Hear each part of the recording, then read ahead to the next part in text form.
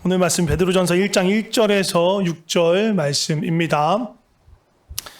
예수 그리스도의 사도 베드로는 본도, 갈라디아, 갑바도기아, 아시아와 비두니아에 흩어진 나그네에 하나님의 미리 아심을 따라 성령이 거룩하게 하심으로 순종함과 예수 그리스도의 핏부림을 얻기 위하여 택하심을 받은 자들에게 편지하노니 은혜와 평강이 너희에게 더욱 많을지어다. 우리 주 예수 그리스도의 아버지 하나님을 찬송하리로다. 그의 많으신 긍휼대로 예수 그리스도를 죽은 자 가운데서 부활하게 하심으로 말미암아 우리를 거듭나게 하사 산 소망이 있게 하시며 썩지 않고 더럽지 않고 쇠하지 아니하는 유업을 있게 하시나니 곧 너희를 위하여 하늘에 간직하신 것이라. 너희는 말세에 나타내기로 예비하신 구원을 얻기 위하여 믿음으로 말미암아 하나님의 능력으로 보호하심을 받았느니라. 함께 읽겠습니다. 그러므로 너희가 이제 여러 가지 시험으로 말미암아 잠깐 근심하게 되지 않을 수 없으나 오히려 크게 기뻐하는도다. 아멘. 제가 한국에 1일 밤에 나와서 2일 날 도착했죠. 그리고 엊그저께 금요일 20일 날 돌아왔습니다. 한 총 19일 머물렀는데요. 제가 교회를 4군데 방문했고요. 그리고 담임 목사님들 5분을 만났습니다.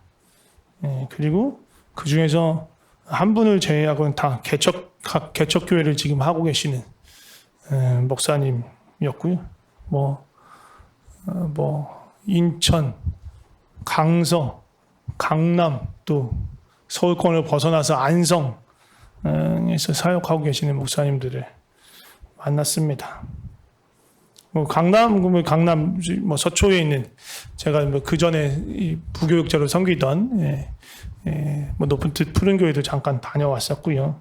강남 제가 대부분 방문했던 교회들은 이 높은 뜻 푸른 교회에서 부교육자로 사역하시던 분들이 이제 나오셔서 개척하신 교회들에 방문했어요.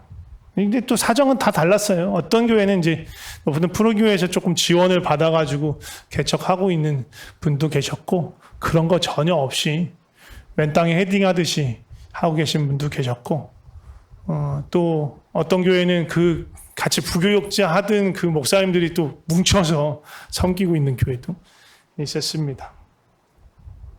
강남에서 있는, 강남역 근처에 있는 교회가 그런 교회였는데요. 예배당은 없고요. 사무실에 있는데 예배당은 없고, 예배는 요즘 공유 오피스라고 하는 그런 거 있는데, 거기에 거기 그 공유 오피스 사업하시는 분하고 조금 연결이 돼서 거기에는 세미나룸을 빌려서 주일만, 어떻게 보면 우리도 이 필리핀 안에서도 펑션룸 빌려가지고 예배 드리는 그런 교회들 있잖아요. 그런 거하고 비슷하다고 볼 수 있을 것 같아요. 그렇게 예배 드리는 교회도 있었고요. 강서에 있는 교회는 저와 같이 푸른 교회에 있을 때 이렇게 아동부 맡았던 목사님이신데, 가보니까 어떻게 보면 같이 아동부를 그 목사님이 맡으셨고, 사모님은 또 그거보다 더 어린 영아분과 유아분과를 맡았었어요. 근데 그렇게 해서 같이 연결되었던 분들이 많아서 그런지 아주 젊은 교회더라고요. 40대가 거의 없는, 거의 30대가 대부분, 40대가 한두 명 정도 있는 되게 젊은 교회였어요. 성도들은 많지 않았지만 연령대가 되게 젊으니까 뭔가 활기차 보이고 그런 교회였습니다. 교회들이 막 다 상황이 다 다르고 환경이 다 다른데, 그래서 서로의 얘기를 하면서 위로도 되고 격려도 되고, 또 서로 이렇게 북돋아 주기도 하고 그런 시간들이었어요. 어쨌든 차이가 다 있으니까, 아까 말씀드려서 이렇게 푸른 교회나 그런 좀 큰 교회의 도움을 받아가지고 개척하신 분도 있지만, 어떤 분들은 정말 예배 처소를 찾기 위해서 정말 많이 돌아다니고 발품을 팔고 이렇게 물어보고 하다가 연결되는 그런 분들도 있었어요. 함께 사역했던 분들이라서 더욱더 마음을 많이 쓰였습니다. 그런데 또 어떻게 보면 이분들이 다 개척했던 시기가 거의 코로나 시기하고 맞물려가지고 더 힘든 시기에 개척을 했죠. 근데 그분들하고 얘기하면서 참 좋았어요. 뭐, 고통을 혼자 당한 건 아니었구나. 다 어려웠구나. 그런데 또 한편으로 감사했던 게, 근데도 버틸 수 있게, 견딜 수 있게 하나님께서 힘 주셨구나. 힘 주고 계시구나. 우리에게 그러하셨듯이 이분들에게도 힘을 주고 계시구나 하는 마음이 많이 들었습니다. 또 함께 만났던 친구 부류들 중에는 물론 제가 친구들도 만났습니다. 고등학교 동창도 만나고 대학교 동창들도 만나는데 고등학교 동창, 대학교 동창은 교회 안 다니는 친구들이 대부분이고 교회 다니는 친구들이 몇 명 있고 교회 다녀도 뭐 그거하고 상관없이 어차피 우리는 어렸을 때 과거를 공유하자면 술 친구로 만났던 사람들이기 때문에 술판을 벌이는 그런 자리에 혼자 물 마시고 사이다 마시면서 그 친구들하고 뭐 서너 시간 뭐 길게 대여섯 시간까지 같이 함께 하면서 옛날 이야기도 하고 뭐 그랬던 시간을 가졌습니다. 근데 그 친구들도 그 친구인데 제일 제 마음에 이렇게 위로가 되고 힘이 되었던 모임들은 어떤 모임이었냐면 제가 청년부를 이제 부교육자로 한 6년 정도 했었는데 그때 만났던 청년들이었어요. 그때는 청년으로 만들었는데 지금 다 아줌마 아저씨가 됐죠. 아줌마 아저씨가 됐는데 아직도 싱글인 친구들도 있고 같이 만나서 함께 그냥 이야기하는 것 자체가 너무너무 큰 위로가 되더라고요. 또 한 팀은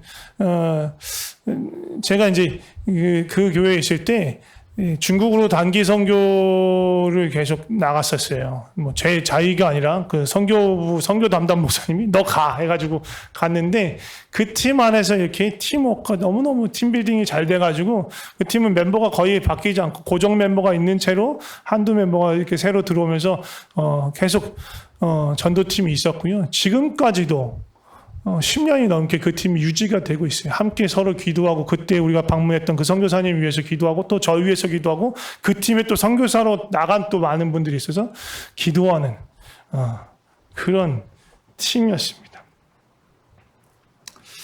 만나면서 너무너무 기분이 좋았어요. 너무너무 큰 위로가 있었어요.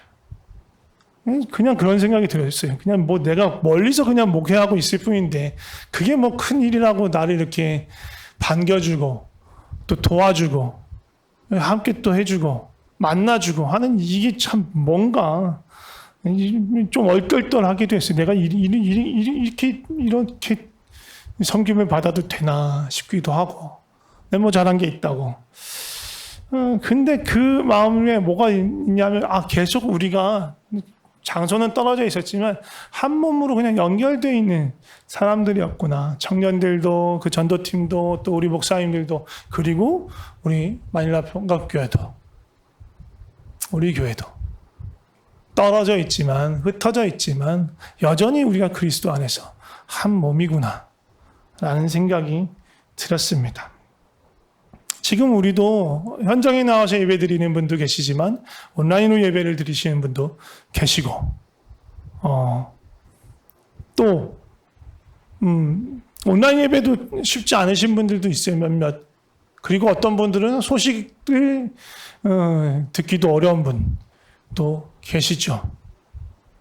그런데 그럼에도 불구하고 그 모든 사람들이 주 안에서 한 몸이라는 거예요. 한 지체라는 거예요.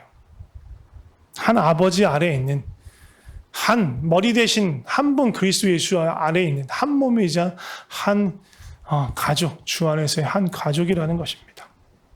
오늘 베드로전서 1장 말씀을 보면 베드로전서는 베드로가 쓴 책임을 쓴 편지입니다. 교회에 보내는 편지인데 어떤 교회에 보냅니까? 1장 1절에 보면 이렇게 써있죠. 본도, 갈라디아, 갑바도기아, 아시아, 비두니아. 이게 지금으로 보면 다 터키 땅 안에 있는 지역들이에요. 지금으로 보면 터키 땅 안에 있는 지역. 소아시아 지역이라고 불리는 지역. 흩어져 있는 성도들, 흩어져 있는 교회들을 향해서 편지를 쓴 거예요. 나그네 된 성도들을 향해서. 베드로가 뭐라고 하냐면 이 성도들을 향해서 아버지께서 미리 아셨다. 그리고 성령께서 거룩하게 하셨다. 그리스도의 보혈의 은혜로 정결케 하시고 아버지께 순종하도록 택하심 받은 자들이 나그네되어서 흩어져 있는 모든 성도와 교회라고 얘기하는 거예요. 함께 모이지 못해도 흩어져 있어도 그냥 따로 떨어져 살아가고 있는 것 같아도 모두가 다 한 아버지의 부르심을 받아서 그의 백성이 된 거룩한 교회, 하나님의 가족, 택함을 받은 자다라고 베드로가 말하는 거예요. 사실 교회는요, 태생부터가 흩어지는 거예요. 흩어지는 어떤 그런 DNA를 갖고 있어요. 본성 중에 하나가. 성도의 부르심, 제자의 부르심도 마찬가지예요. 예수님께서 부활하시고 승천하실 때 예수님이 제자들에게 뭐라고 말씀하셨어요? 증인이 되라고 말씀하셨죠. 증인이 되어야 한다. 증인이 될 것이다 라고 말씀하셨습니다. 성령이 너희에게 임하면. 누구를 증언하는 증인입니까? 예수 그리스도를, 예수님이 그리스도이심을 증언하는 증인. 그 증언을 어디서 해야 한다고 합니까? 예루살렘과 온 유대와 사마리아와 땅 끝까지 이르러 예수님이 증인이 될 것이다, 되어야 한다, 되리라 라고 말씀하셨어요. 이 일을 위해서는요, 필연적으로 흩어질 수밖에 없어요. 예수님은 그래서 훈련을 미리미리 시키셨습니다. 예수님이 공생에 이 땅에 계실 때 예수님이 제자들을 그 유대 지역으로 파송한 적이 있어요. 12제자를 파송한 적도 있고 70인의 제자를 파송한 적도 있는데 두 사람씩 짝을 지어서 함께 팀을 이뤄서 파송하셨습니다. 훈련이에요. 이렇게 앞으로 흩어져서 나의 증인이 되어야 된다. 하나님 나라에 대해서 알려야 한다. 라고 이미 실습을 시키신 거예요. 그러다가 성령님이 오심을 기다리고 거기서 예루살렘에서 교회가 형성이 됐죠. 교회를 만들려고 한 게 아니에요. 믿는 사람들이 함께 있다 보니 사랑으로 하나 되어서 서로를 돕다 보니 거기 공동체가 이루어진 거예요. 그래서 그 공동체에서 그리스도의 예수님의 말씀을 서로 기억하게 하고 예수님과 하나님 앞에서 찬미하고 찬양하고 또 서로 떡을 떼면서 그렇게 예수님을 기억하는 그런 활동들이 계속 있었어요. 그런데 흩어지지 않았어요. 그러다 흩어지게 되는 계기가 되는 사건이 있죠. 그게 뭐예요? 스데반의 순교예요. 사실 이제 스데반의 순교를 어떻게 보면 이렇게 불거져 나온 거죠. 유대인들이 갖고 있는 이 그리스도인에 대한 어떤 배타적인 감정, 뭔가 이렇게 억압하려는 그런 마음들이, 박해하려는 그런 마음들이 스데반의 순교하는 그 사건을 통해서 불거져 나온 거고요. 거기에 대표적인 사람이 바울이었던 거예요. 이런 박해가 본격적으로 일어나니까 많은 예루살렘 교회를 형성했던 그 공동체에 속했던 많은 사람들이 이제 흩어지게 됩니다. 근데 그 중에서도 헬라파 그리스도인들이 많이 흩어졌어요. 그래서 보면 12제자는 흩어지지 않고 그 예루살렘의 교회를 이렇게 붙들고 이렇게 돕고 있었던 거, 섬기고 있었던 걸 볼 수 있어요. 그래서 이제 그러한 결과로 여러 곳으로 정말 예수님의 증인들이 흩어지고 예수님을 알게 되는 결과가 나타납니다.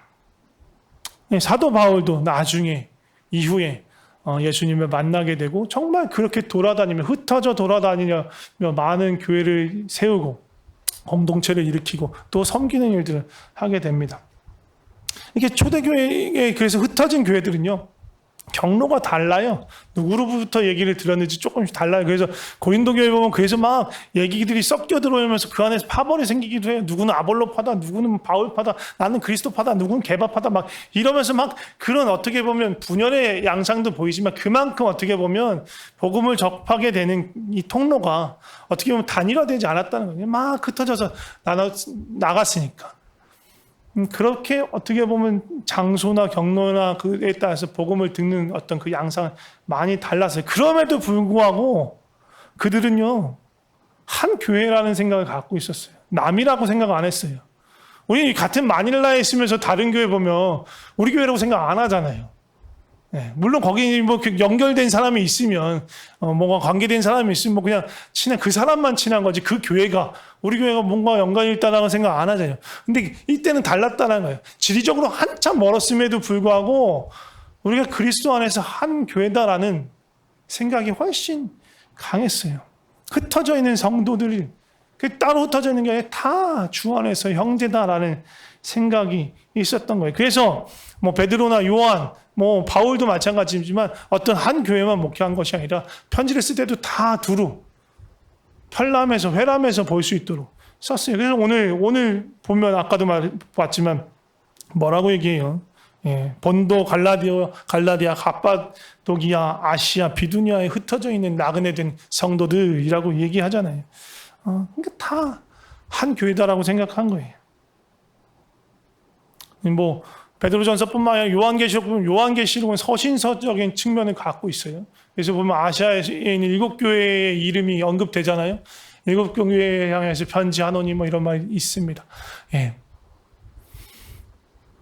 다 주 안에서 한 교회라는 거예요. 또 많은 지역에 흩어져 있는 지역의 교회들이 예루살렘의 큰 어려움에 있어서 성도들이 참 살아가는 것 자체가 힘들어지니까 예, 돈을 모읍니다.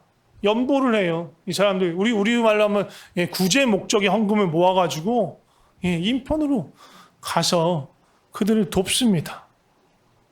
남남이라고 생각하지 않았던 거예요. 정말 그리스도 안에서 우리가 도와야 할 우리의 지체, 우리의 식구라는 생각을 했던 거예요. 그래서 로마서 15장이나 사도행전에 보면 그 연보하는 그런 모양들이 나타나 있습니다. 우리도 보면 우리 교회도 마찬가지죠. 우리도 그런 생각이 없지 않았어요. 우리가 있었죠. 그래서 코로나 기간에 보면 코로나 기간뿐만 아니라도 뭐 세부에 태풍 피해를 입었던 교회를 우리가 돕는데 뭐 우리가 재정이 많지는 않잖아요. 또 주시는 마음으로 이렇게 흘러보내기도 하고 또 임대교회를 교회협의회에서 임대교회에 지원하기를 원하기 때문에 많지 않지만 또 재정을 흘려보내기도 하고 또 화산 피해자 또 화재 피해자 뭐 여러 군데 우리가 흘려보내기를 마다하지 않았어요. 왜? 주님의 부르심이니까. 또 그 교회가 우리의 형제니까. 그런 마음으로 한 거예요. 그런 마음으로 주께서 우리를 움직이신 거예요. 우리가 근데 베푼 것만 있는 거 아니에요. 우리가 코로나 기간에 또 많은 은혜를 입었습니다. 어느 교회라고 제가 특정 지어서 말씀드리지 않겠지만 어떤 교회에서 교회협의회에 큰 재정을 주셨고요. 그게 임대교회 지원에 흘러와서 우리 교회도 은혜를 입었고 또 다른 교회에서 또 목회자들을 위로하는 차를 목회자들이 쓰라고 또 지정해서 주신 그런 재정도 있었어요. 은혜를 받았어요. 왜? 남이라고 생각하면 못 도와요. 그리스도의 안에서 한 몸을 이룬 교회이기 때문에 그렇게 선뜻 손을 내밀 수 있었던 거예요. 또 그것뿐만 아니라 뭐 여러 가지 만남이나 모임을 통해서 서로가 서로를 위로하고 격려하는 그런 시간들을 많이 가졌습니다. 그래서 어떻게 보면 코로나로 막 더 많이 힘들고 어렵긴 했지만 오히려 그렇기 때문에 서로의 사정을 또 서로의 어려움을 더 깊이 볼 수 있게 되고 서로를 또 도울 수 있는 그래서 한 몸을 이루는데 더 어떻게 보면 기회가 되는 그런 시간이기도 했던 것 같습니다. 사실 주님 안에서는 이런 일들이 비일비재해요. 되게 어렵고 힘든 것 같은데 사실 그 일을 지나고 보면 은혜가 되는 거. 괴롭고 힘든 일이지만 이걸 통과하고 났더니 그것이 계기가 돼서 하나님을 더 찾고 붙들고 매달리면서 하나님을 더 알게 되고 하나님이 하시는 일을 경험하고 하나님이 누구신지 더 알게 되는 그런 거. 그런 은혜. 사실 그게 가장 큰 은혜입니다. 고통의 시간, 고난, 환난을 통해서 어떻게 되면 그게 복을 얻는 거죠. 걸림돌, 거치는 돌, 넘어뜨리는 돌 같았는데 알고 봤더니 그것이 디딤돌이 되어서 정말로 모퉁이 돌, 흔들리지 않냐는 굳건한 반석이신 예수님을 만나게 되는 계기가 되는 거예요. 예수님 안에서는 그런 일들이 흔해요. 비일비재해요. 그래서 베드로도 지금 이제 흩어져 있는 성도들에게 이렇게 얘기하는 거예요. 마지막 6절 보면 뭐라고 말합니까? 그러므로 너희가 이제 여러 가지 시험으로 말미암아 잠깐 근심하게 되지 않을 수 없다. 반드시 성도라면 흩어져 있는 성도라면 여러 가지 환난과 어려움이 닥쳐서 어려움을 갖게 된다. 근심을 하게 된다. 근심할 수도 있다. 근심을 전혀 하지 않는 것이 믿음이다. 그렇게 될 수밖에 없다. 그런데 그럼에도 불구하고 크게 기뻐한다. 라고 말하는 것이 다 이런 맥락에 있는 거예요. 어려움과 환난을 당하지만 반드시 그것을 통해서 하나님을 경험하게 될 것이다. 하나님께 더 나아가게 될 것이다.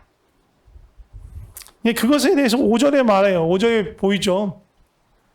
너희는 말세에 나타나기로 해서 예비하신 구원을 얻게 하여 믿음으로 말미암아 하나님의 능력으로 보호하심을 받는다. 하나님의 능력으로 보호하심을 받기 때문이에요. 근데 이 하나님의 능력으로 보호하심을 받는 방법이 물론 기적 같은 것들을 체험하고 경험할 수도 있어요. 그것으로 우리가 큰 어려움을 이겨나가는 경우도 있어요. 근데 우리가 숱하게 더 많이 자주 경험하는 건 뭐냐면 우리 옆에 있는 이웃을 통해서, 옆에 있는 지체를 통해서, 뭐 또 어쨌든 바로 옆에 있지 않든 멀리 떨어져 있는 친구나 또 함께 동역했던 믿음의 동지들을 통해서, 또 가끔은 정말 생면부지 아무도 이렇게 본 적도 없는 사람들을 통해서 하나님의 그 보호하시는 그 능력이 우리에게 전해질 때가 있는 거예요. 그게 어마어마한 기적보다 훨씬 우리에게 하나님의 능력과 그 보호하심이 더 자주 나타나는 방법이에요. 그리고 그것보다 더 궁극적인 보호하심, 하나님이 우리에게 베푸시는 보호하심은 뭐냐면 그냥 환난을 피하는 것, 고난을 뚫고 나가는 것, 그것이 아니라 영생을 잃지 않는 것, 구원을 잃지 않는 거예요. 성령 안에서 아버지와 그리스도 예수와의 만남, 사귐, 교제, 그 은혜, 주님을 알아가는 그 영생, 그것을 잃지 않도록 붙드시는 것.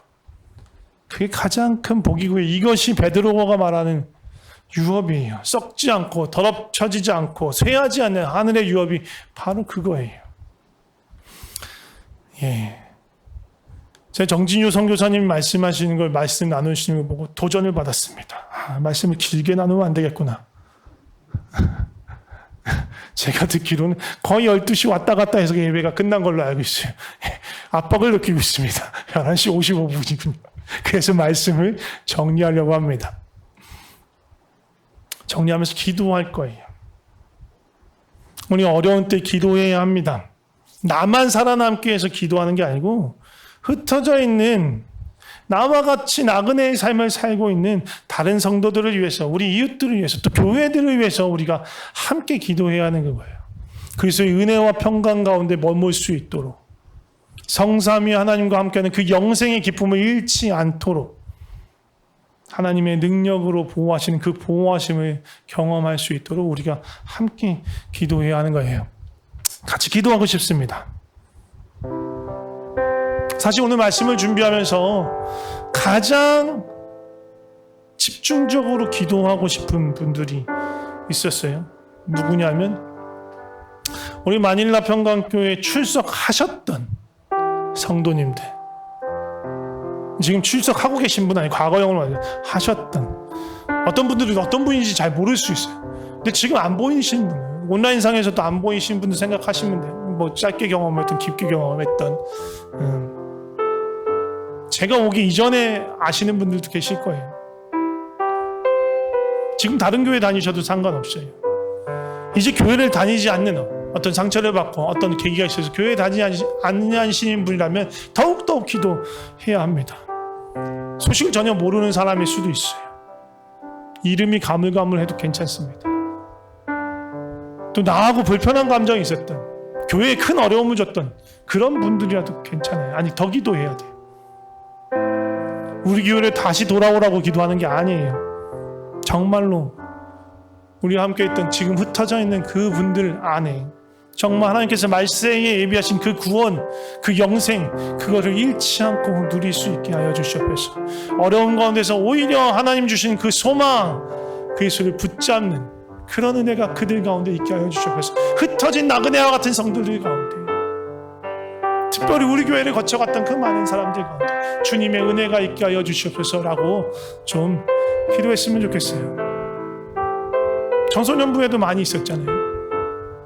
유학 가고 어찌됐든 흩어지고 했던 친구들, 페이스 아카데미에서 기숙사 있었던, 남자 기숙사 있었던 친구들도 있고, 좀 같이 기도했으면 좋겠습니다. 함께 기도하겠습니다. 하나님 아버지, 우리 교회 가운데, 우리 마닐라 평강교회를 지나갔던 많은 사람들 위해 함께 해주시옵소서. 좋은 주주사님 가운데 함께 해주시고, 또 페이스 아카데미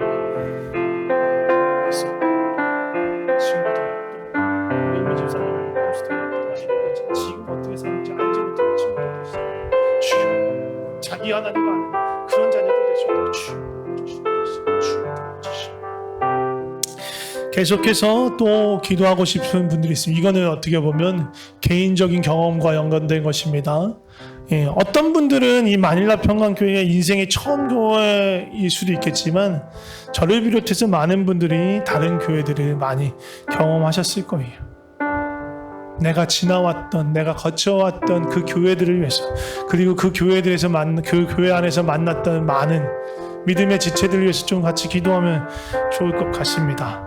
물론 우리 교회가 처음 교회라면, 처음이고 유일한 교회라면 우리 교회에서 기도하시면 되고요. 그렇지 않았다면 그 지나왔던 교회들 가운데 그 교회를 축복하면서 하나님의 진리와 은혜의 사랑 가운데서 흔들리지 않게 해달라고, 변질되지 않게 해달라고, 세속화되지 않게 해달라고, 짠맛에 잃지 않게 해달라고, 진리와 순결함으로 사랑으로 세상 가운데 빛이 되는 교회가 되게 해달라고, 또 그 안에서 그러한 성도들이 되게 해달라고 좀 그 교회들을 축복하면서 좀 기도했으면 좋겠습니다. 같이 기도하겠습니다. 하나님 아버지, 삼성교회를 축복합니다. 또 베들교회를 축복합니다. 지금 축복합니다. 주님, 믿음을 잃지 않게 해주시옵소서. 정체되어 있지 않게 해주시옵소서. 세속화되지 않게 해주시옵소서. 사람이 주인 되지 않게 해주시옵소서. 하나님이 주인 되셔서 하나님 완고한 것이 아니라 낮아져서 섬기고 품고 안을 수 있는 그런 교회 되게 하여 주시옵소서. 주님 도와주시옵소서. 마지막으로 서로를 위해서 좀 기도했으면 좋겠습니다. 나그네와 같은 우리 인생길을 걸어가고 있습니다.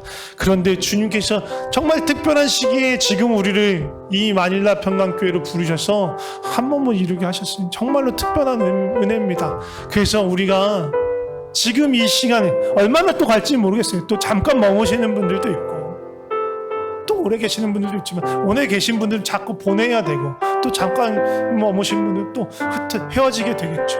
그러나 우리가 만나는 이 축복의 이 시간 동안 주님이 주신 은혜를 서로 누리면서 정말 깊이 하나 되는 연합을 우리가 누리고 경험하고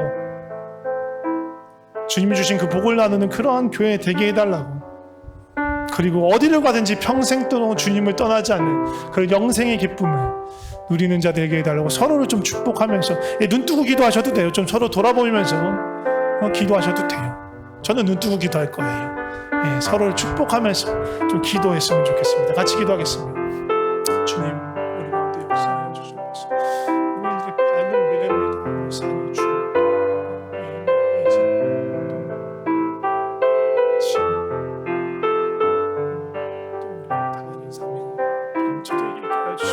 서로를 격려하고 정말로 주님께 나아갈 수 있도록 그렇게 도우는 우리 한 사람 한 사람 되게 해주시옵소서. 제가 기도하겠습니다. 하나님 아버지 감사합니다. 우리를 불러주셔서 감사합니다. 우리를 주의 자녀 삼아주셔서 감사하고 우리를 주의 백성 삼아주셔서 감사합니다. 우리를 한 몸 되게 해주셔서 감사합니다. 우리 서로 배경이 다릅니다. 신앙의 배경도 다르고 신앙적인 지식도 다르고 지나왔던 교회들의 분위기도 다릅니다. 생김새도 성향도 다릅니다. 다 다른 우리를 주께서 그리스도 예수의 그 보혈 안에서 그 십자가 안에서 우리를 한 몸 되게 하셨습니다. 우리가 주님의 마음, 우리를 한 몸 되게 하신 그 주님의 마음을 품게 하여 주시옵소서. 또한 그 주님 마음 가운데 있는 다른 여러 교회들, 다른 여러 성도들, 흩어져 있는 나그네된 삶을 살고 있는 수많은 교회들을 우리가 품게 하여 주시옵소서. 우리가 따로 떨어져 있어도, 멀리 떨어져 있어도, 만나기도 하고 때로는 헤어지기도 하고 그렇게 각자 길을 가더라도, 또 생면부제 전혀 모르는 사람들이다 하더라도 우리가 주 안에서 한 몸임을, 한 교회에 한 커다란 그리스도의 한 몸을 이루는 성도들임을, 지체들임을 알게 하시고, 그래서 서로를 위해서 기도하는 것을 잊지 않게 하여 주시옵소서. 어느 누구도 예비하신 그 영생의 복을 잃지 않게 하시고 성령 안에서 아버지와 그리스도 예수와의 깊은 사귐을 날마다 누리게 하시고 고난과 역경 속에서도 오히려 주님을 붙들고 더 깊이 아버지를 경험하여 알 수 있도록, 그 보호하심을 경험할 수 있도록 주님 붙들어 주시옵소서. 평강교회를 거쳐간 모든 교육자와 성도들 위해 주님 함께하여 주시옵소서. 생명의 길로, 진리의 길로 가게 하여 주시옵소서. 또한 우리 지금 모여있는 우리들 가운데 역사하여 주셔서 주님의 사랑 안에서 연합과 화평을 누리게 하여 주시고 우리를 통하여서 일하시는 주님을 보게 하여 주시옵소서. 주님 감사합니다. 사랑합니다. 예수 그리스도의 이름으로 기도드립니다. 아멘.